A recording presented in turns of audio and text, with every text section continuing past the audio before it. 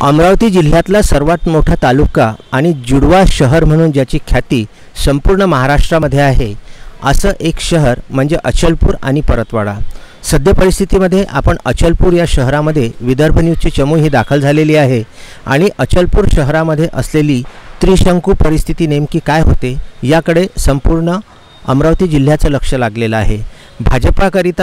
भाजपा शिवसेना महायुतीच्या उमेदवार असलेल्या सुनीता फिसके ज्या नगराध्यक्षपदी सध्या विराजमान आहेत, त्यानंतर ओमप्रकाश उर्फ बच्चू कडू प्रहार पक्षाचे जे सर्वेसर्वा आणि संस्थापक आहेत आणि भारतीय राष्ट्रीय काँग्रेसचे अमरावती जिल्हाध्यक्ष बबलू देशमुख यांच्यामध्ये खरी लढत असल्याचं हे चित्र आहे। याच अनुषंगाने आज आपल्यासोबत आहेत करजगाव येथील एक ज्येष्ठ सामाजिक कार्यकर्ते आणि शिवसेना या पक्षामध्ये आपल्या स्वतःची एक छाप टाकणारे योगेश पवार। त्यांची एक संघटना लढा नावाच्या संघटनेच्या युवक क्रांती नावाच्या एका संघटनेने गेल्या 15 वर्षापासून 20 वर्षांपासून ते या क्षेत्रामध्ये कार्यरत आहेत आणि मेळघाटामधल्या आदिवासी समाजाची दिवाळी ही साजरी व्हावी यासाठी ते सतत प्रयत्नशील असतात। एक करंजी मेळघाटसाठी हा उपक्रम गेल्या 20 वर्षांपासून ते राबवित आहेत आणि शिवसेनेच्या या अचलपूर मतदारसंघामध्ये त्यांची प्रबळ दावेदारी होती। आज आपण त्यांच्यासोबत आहोत। सर्वप्रथम योगेशजी, आपलं स्वागत आहे विदर्भ न्यूजच्या या कार्यक्रमामध्ये। सध्या परिस्थितीमध्ये अमरावती विधानसभा अमरावती जिल्ह्यातला सर्वात मोठी विधानसभा असलेलं म्हणजे ज्याच्याकडे संपूर्ण अमरावतीचंच लक्ष लागलेलं असते अशी ही विधानसभा म्हणजे अचलपूर परतवाडा विधानसभा मतदारसंघ। यामध्ये सध्या परिस्थितीमध्ये शिवसेनेच्या सुनीता फिसके, काँग्रेसचे बबलू देशमुख आणि प्रहारचे ओमप्रकाश उर्फ बच्चू कडू यांच्यामध्ये खरी लढत ही दिसते आहे। आपण आपला जो 20 वर्षाचा अनुभव आहे, आपण सभापतीपदसुद्धा भूषविलेलं आहे चांदूर बाजार पंचायत समितीचं, तर आपल्या जो एक सध्या परिस्थितीमध्ये शिवसेनेचा जो प्रचार आणि प्रसार सुरू आहे हे एकंदरीत कुठल्या पद्धतीने सुरू आहे आणि कसा आहे आणि सध्या मतदारांच्या काय आपल्याकडनं अपेक्षा आहे? शिवसेनेचा प्रचार हा जोमात सुरू आहे। सर्वांपर्यंत या मतदारसंघात 103 गाव आहेत, त्या प्रत्येक गावांपर्यंत शिवसेनेचा उमेदवार पोहोचला, त्या प्रत्येकांपर्यंत भेटला।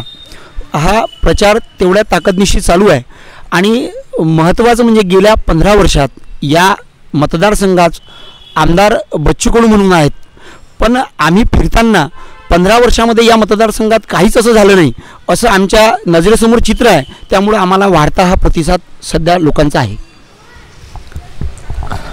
आपण जसं आता सांगितलं की गेल्या 15 वर्षापासून आपल्या मतदारसंघामध्ये आमदार बच्चू कडू हे आमदार आहेत, मात्र आमदार असतानासुद्धा या क्षेत्राचा जो पाहिजे तो विकास हा दिसून येत नाही। मग एवढं सगळं असताना जर समजा आपल्या ज्या ठिकाणी आपण राहतो त्या ठिकाणचा जर विकास नाही आहे तर प्रहार पक्षाने इतरत्र ठिकाणी उमेदवार कसे काय दिले?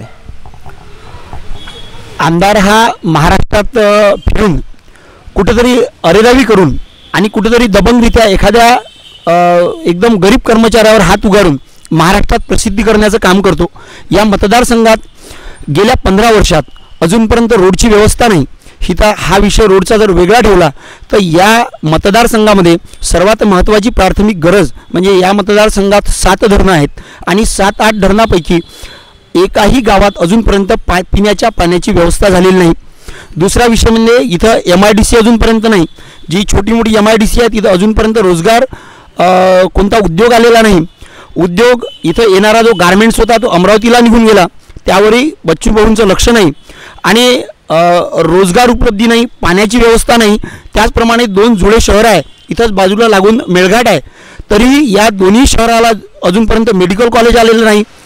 या सगळ्या ज्या पायाभूत सुविधा आहेत त्या सुविधा बिलकुल या मतदारसंघात नाहीत आणि आमदार हे नेहमी जोरजोराने चिल्लावून आपलं नेहमी सांगतात प्रत्येक निवडणुकीत ते अचलपूर जिल्हा झाला पाहिजे यासाठी मोठमोठ्या घोषणा करतात आणि जातीपातीचं राजकारण करून ते नेहमी आपला डाव साधतात।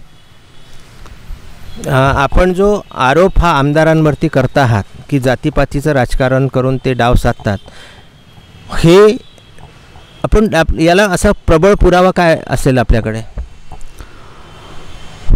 प्रबळ पुरावा म्हणजे ते जे लोकांना जे स्पिरिट जातीचं देतात ते फार एक वेगळ्या पद्धतीनं देतात. ते विकासाचा विषय बाजूला ठेवून जातीला कसं स्पिरिट दिलं जाईल याकडेच त्यांचं लक्ष असते. आणि विकास बाजूला वेळेवर निवडणुकीच्या मुद्द्यावर जेव्हा जात एकवटणंच त्यांच्या नेहमीचा हा विषय असतो आणि 15 वर्षात ते हेच करत आले. आता जर आपण सध्या परिस्थिती पाहिली तर परतवाडा आणि अचलपूर या शहरामधली जी परिस्थिती आहे, इथला असलेला तरुण वर्ग हा नोकरीच्या निमित्ताने कायम स्थलांतर करताना आपल्याला दिसतो आहे. हे इथून अमरावतीपासून तर नागपूरपर्यंत हा तरुण वर्ग स्थलांतरित झालेला आहे. नोकरीच्या निमित्ताने का होईना पण त्याने परतवाडा अचलपूर हे गाव सोडलेलं आहे. मग यासाठी गेल्या 15 वर्षामध्ये इंडस्ट्रियल क्लस्टर जो तयार झालेला आहे तो निर्माण करण्याचा कुठल्या प्रकारे प्रयत्न केला गेला नाही का? बिलकुलच नाही. त्याला कारण असं आहे की आमदाराजवळ ती नजरच नाही. जे आमदाराचं व्हिजन असायला पाहिजे ती आमदाराजवळ नाही. 15 वर्षात आमदारांनी फक्त तेवढंच काम केलं. संजय गांधी निराधार, श्रावणबाळ, अपंग, परित्यक्त्या, रक्तदान या पलीकडे आमदाराची नजर नसल्यामुळे आज या एरियामध्ये संत्रा उत्पादन फार मोठ्या प्रमाणात आहे, केळीचं उत्पादन फार मोठ्या प्रमाणात आहे, पण अजूनपर्यंत शेतकऱ्यांना कोणताही प्रक्रिया उद्योग केंद्र मिळालं नाही. इथंच ते जर प्रक्रिया उद्योग केंद्र तर नाहीच नाही पण सिंचनाच्याही सोयी कोणत्याही प्रकारे इथं नाही.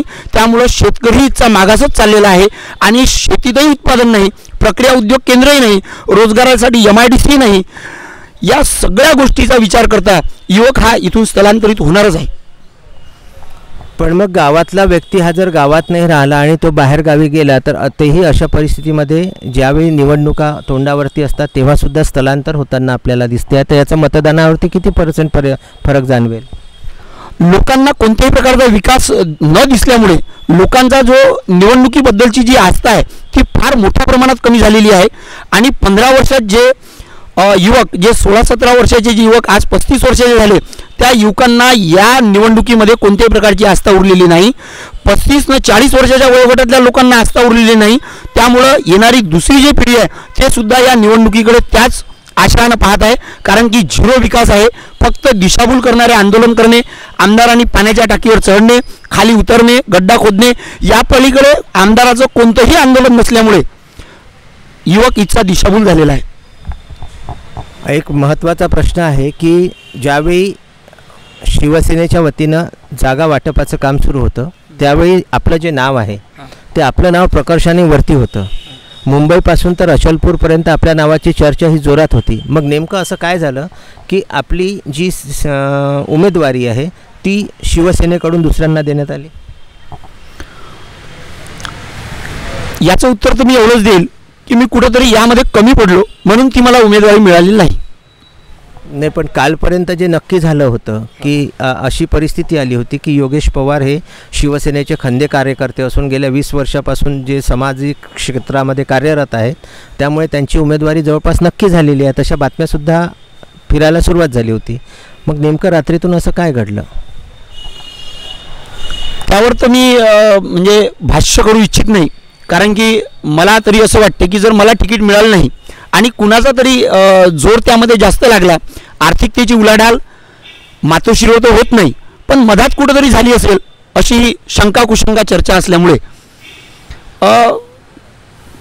तो विषय आहे. पण त्या विषयावर मीच कमी पडलो असंच मी म्हणेल.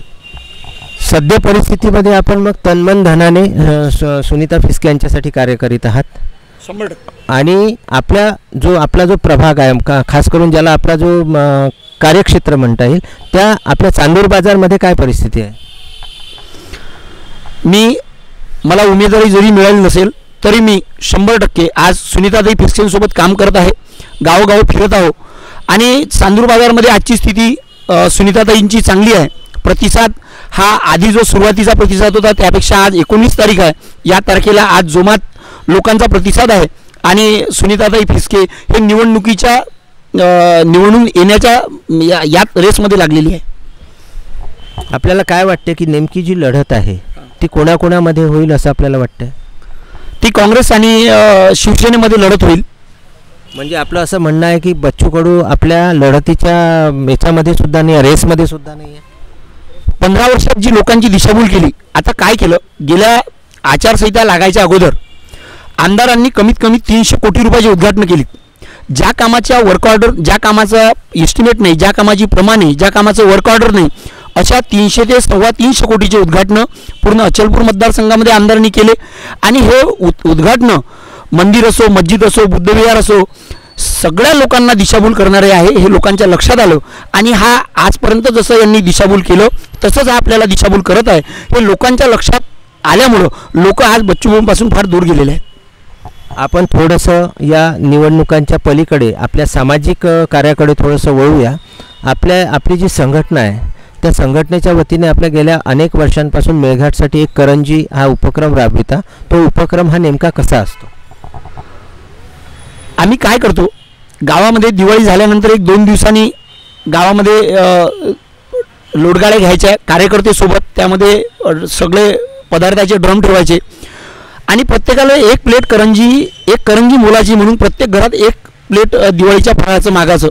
आणि ते काय होते, गावामध्ये गेल्यानंतर जेव्हा आपण एक प्लेट मागतो तर तो फार मोठं म्हणजे 10-20 करंज्या, 10-20 लाडू, खूप मोठा 1.5 किलो चिवडा, शेव, शंकरपाळे हे सगळं मोठ्या प्रमाणात देऊन फार मोठ्या प्रमाणात हे सगळं साहित्य जमा होते. आणि आम्ही ते मेळघाटमध्ये जाऊन 7-8 गावामध्ये ते वाटप करतो आणि तिथे जाऊन फटाके आणि फराळाचं अशी आम्ही दिवाळी साजरी करतो. आणि त्यांच्या चेहऱ्यावरचा जो त्या दिवाळीचा आनंद आहे तो पाहून आम्ही आम्हालाही खूप आनंद होतो.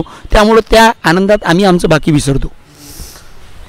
एक महत्त्वाचा प्रश्न आहे की मेळघाट आपल्याला लागून आहे आणि आता नुकतीच मेळघाटातल्या धारणी, जी मेळघाटची राजधानी म्हटलं जातं, या ठिकाणी अमित शहांची सभा झाली होती. आणि त्यावेळी सगळ्यात मोठं गदारोळ तयार झालं होतं की भाजपाचे असलेले जिल्हाध्यक्ष दिनेश सूर्यवंशी यांनी रातोरात जे फलक होते ते चेंज करून त्याच्यावरती शिवसेनेचा कुठल्याही प्रकारचा नामोनिशाण न ठेवता फक्त भाजपाची जाहीर सभा घेतली होती. आणि शिवसेनेचे पदाधिकारीसुद्धा या सभेला अनुपस्थित दिसले. तर नेमकं आपण जसं म्हणता की आमची महायुती आहे, असं आहे तसं आहे, तर आपल्यातच नेमकी दुफळी दिसते आहे, तर हे चित्र खरं आहे का? आणि असल्यास तर त्याच्यावर आपण काय करणार आता? नाही, यामध्ये कोणतीही दुफळी नाही. महायुतीमध्ये भारतीय जनता पार्टी, शिवसेना, रासप, आठवले गट हे सर्व लोक सोबत आहे. काही एखादी निवडणुकीमध्ये एवढा मोठा प्रसंग आहे, आपल्या छोट्या मोठ्या घरच्या एखाद्या लग्नात थोड्या चुका होत असतात, त्यामुळे एखादी चूक झाली तर ती क्षम्य असते. नाही, पण असं पुष्कळ ठिकाणी झालेलं आहे की चूक म्हणजे सुरुवातीपासून आहे. म्हणजे त्याच्यामध्ये पुष्कळशा ठिकाणी हे झालेलं आहे की शिवसेना भाजपाचा आणि भाजपा शिवसेनेचा उल्लेखच अनेक ठिकाणी करताना दिसत नाही आहे.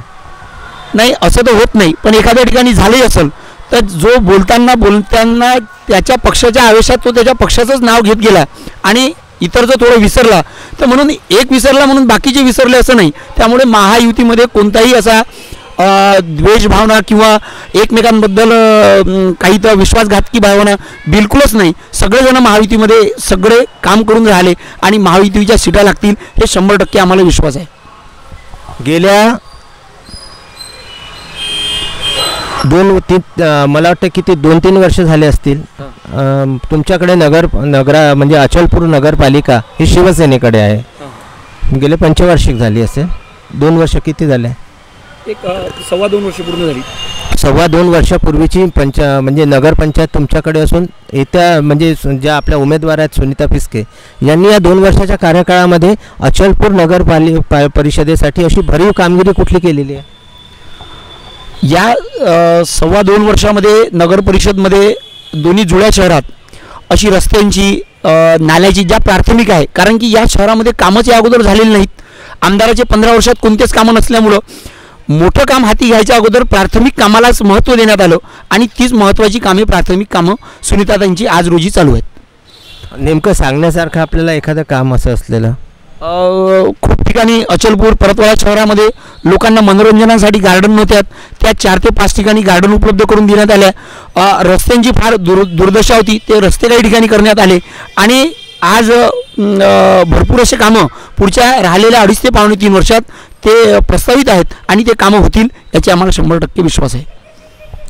आज जे आपण सांगताय की आपल्या मतदारसंघामध्ये सुनीता फिसके आणि म्हणजे शिवसेना आणि काँग्रेस यांच्यातच खऱ्या लढाईचं चित्र आहे, तर हे कितपत सत्य आहे?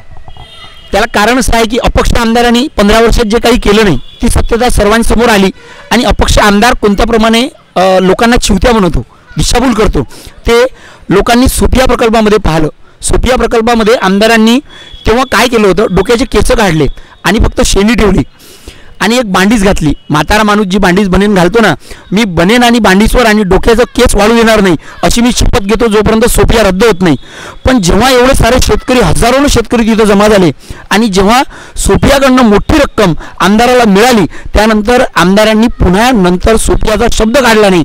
तेव्हापासून लोकांच्या लक्षात आलं की हा नेहमी आपल्याला दिशाभूल करतो, म्हणून लोक हे त्याच्यापासून पूर्णतः बाजूला झाले. म्हणून शिवसेना आणि काँग्रेसमध्येच आणि नॅशनलाइज दोन्ही पक्ष आहेत, अपक्षाला कोणी थारा देत नाही. या मतदारसंघात अपक्ष बिलकुल निवडून येणार नाही याची मला 100% खात्री आहे आणि या दोघांमध्येच लढत होईल. सुनेत्राताई फिसके ही निवडून येईल.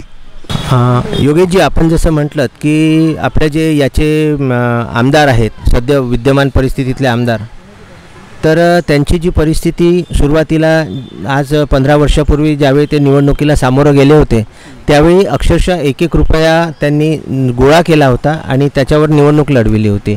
आज विद्यमान आमदारांची सद्य परिस्थिती काय आहे, आर्थिक परिस्थिती? आमदारांनी जेव्हा पहिली निवडणूक लढवली तर आमदाराच्या खूप काही भाषणात आहे की माझ्या काही कार्यकर्त्यांनी मंगळसूत्र तोडले आणि पत्नीचे मंगळसूत्र तोडून मी निवडणुका लढवल्या. 1-1 रुपया मागणारा आमदार आज करोडो नाही अरबोच्या घरात आहे. मुंबईमध्ये एवढे सारे फ्लॅट आहे. आमचा जो शपथपत्रातून जो वर्सोवाचा फ्लॅट तो त्यांनी लपवला होता शपथपत्रातून, त्याची केस ते हरलेले आहे. त्या फ्लॅट पाहायला गेल्यानंतर असं वाटतं आपण फॉरेनमध्ये आलो. अशा कित्येक 24 शाळा आमदारांजवळ आहेत आणि आता एक 7 कोटीची आष्टीची शाळा त्यांनी घेतली. 1-1 रुपया मागणारा आमदार आणि ढोंगीपणा फार मोठा. या मतदारसंघाच्या आमदाराचा ढोंगीपणा असा आहे की मागल्या वर्षापर्यंत ते भाड्याच्या निवासस्थानात होते.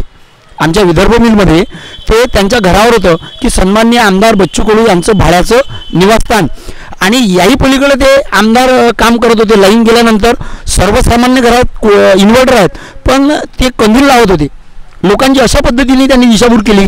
आज करोडो अरबो रुपयात आमदाराची प्रॉपर्टी आहे आणि या सगळ्या प्रॉपर्टी अजूनही ते शोध करत आहे. म्हणजे परिस्थिती अशी आहे, आज कोणालाही 10-20 लाख रुपये सहजच देतात. अशा परिस्थितीचे आमदार ही जे जनतेची दिशाभूल करत आहे यांना आज पाडणं गरजेचं आहे आणि सुनीताताई फिसके आमच्या ज्या उमेदवार आहेत यांनाच लोक निवडून देतील याची आम्हाला खात्री आहे. भारतीय राष्ट्रीय काँग्रेसचे जे बबलू देशमुख आहेत यांच्याविषयी असा अचलपूरवासियांमध्ये, परतवाडावासियांमध्ये एक हे पाहायला मिळतो की निवडणुका आल्यानंतरच ते मतदारसंघात येतात, अन्यथा ते या मतदारसंघाकडे 5 वर्षात फिरकूनही पाहत नाही. त्याबद्दल आपण काय सांगाल? आहे, लोकांचं म्हणणं बरोबर आहे की तेही म्हणजे VIP कल्चरचे असल्यामुळे ते लोकांमध्ये तेवढ्या पद्धतीने मिसळत नाही. हे लोकांचं म्हणणं 100% बरोबर आहे की ते आमदार निवडणुकीच्याच तोंडी लोकांना दिसतात, अन्यथा दिसत नाही. आपण या निवडणुकीच्या काळामध्ये सुद्धा विदर्भ न्यूजला जो वेळ दिला त्याबद्दल आम्ही आपले आभारी आहोत आणि आपला जो उमेदवार आहे सुनीता फिसके यांचा विजय हो अशी आम्ही आपल्याला शुभेच्छा देतो आणि विदर्भ न्यूजकरिता आपण जो वेळ दिला त्यासाठी आम्ही आपले आभारी आहोत. धन्यवाद.